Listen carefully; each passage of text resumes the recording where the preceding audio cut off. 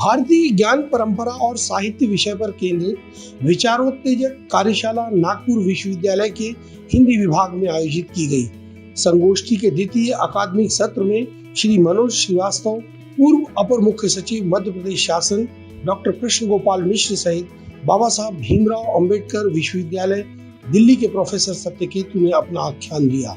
इस अवसर पर आईएएस मनोज श्रीवास्तव ने कहा, तो ये भारतीय पौराणिकी की जो दार्शनिकता है और उसकी जो भाव प्रवणता है उसको नहीं पकड़ के माँ बेटे के रिश्ते को सेक्सुअलाइज करने वाले लोग हैं। भारतीय ज्ञान परंपरा से और उसकी पूरी पीठिका से अनभिज्ञ होने के कारण उनकी ऐसी कोशिश जो है चंचू प्रवेश से ज्यादा महत्व की अधिकारिणी नहीं है। और वो तो कोशिश ऐसी है जैसे वो कहते हैं ना कि थोथा थोथा दही रहे सार सब दही उड़ाए, ये वो उस तरह के लोग हैं। तो मनोविश्लेषण के बहाने इन दिनों जो कोशिश चल रही है पश्चिमी विश्वविद्यालयों में वो ये चल रही है कि भारतीय देवलोक को पश्चिमी पाठकों की यौन कुंठाओं की संतुष्टि के लिए इस्तेमाल कैसे किया जाए। और डार्क डेरल रे हैं, उन्होंने एक पुस्तक लिखी है हाउ रिलीजन डिस्टार्ट सेक्सुअलिटी। जबकि जो है इन मनोविश्लेषणवादियों की कोशिशें देखेंगे, कई पुस्तकें हैं, आप कभी पॉल कोटराइट की पुस्तक पढ़िए, कई इस तरह की पुस्तकें लगातार आई हैं, अंजना पोगार्निक की पुस्तक पढ़िए, लगातार आ रही है इस तरह की पुस्तकें। उन पुस्तकों को देखकर मुझे लगता है कि एक उल्टी पुस्तक लिखनी चाहिए इस शीर्षक को